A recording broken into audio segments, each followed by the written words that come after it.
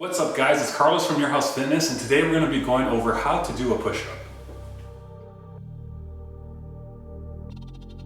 So the push-up is a fantastic exercise that targets multiple muscle groups, including the chest, shoulders, triceps, and core. So whether you're a beginner or just looking to perfect your form, this video will go over the proper techniques for a safe and effective push-up. So first, let's talk about hand placement. So starting off in a high plank position with your hands directly below your shoulders. Your fingers should be spread apart and your hands flat on the ground. Second, maintaining proper body alignment. Maintain a straight line from your head to your heels. Engage your core muscles to maintain a stable body throughout the entire exercise. Avoid sagging your hips or sticking your butt up in the air. You should keep that straight line from head to heel. 3, we're going to be looking at the elbow position.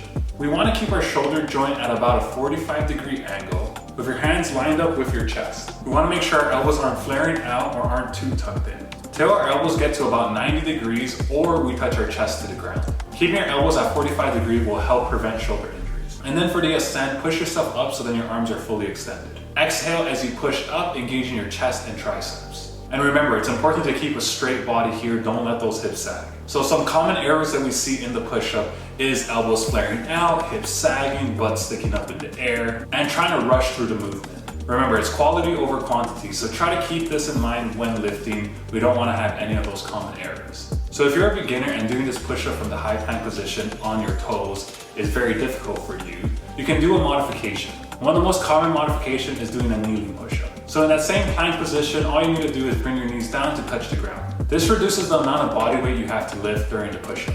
And the same form, we don't want our hips to sag or our butts to lift up, elbows in that 45-degree angle, and controlling the movement on the descent and ascent. You can also do an elevated push-up against a bench or even against the wall. This will further decrease the weight you have to lift and can make it easier for you.